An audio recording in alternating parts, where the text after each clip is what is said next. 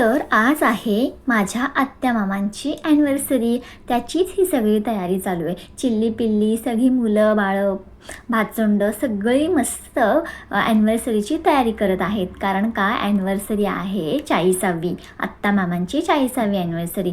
छान असं सुंदर असं डेकोरेशन केलं होतं. सगळ्यांनी मस्त असं औक्षण करून घेतलं होतं.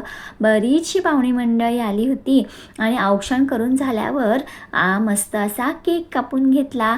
खूप सारी जवळची नातेवाईक मित्रमंडळी अशी आली होती आणि उत्साह सगळ्यांचा जोरदार होता. छान असं सेलिब्रेशन झालं. त्यानंतर जेवण करून झालं. जेवण होतं तोपर्यंत 12 वाजून गेले होते आणि नेक्स्ट डे होता आमच्या काका काकींची ॲनिव्हर्सरी.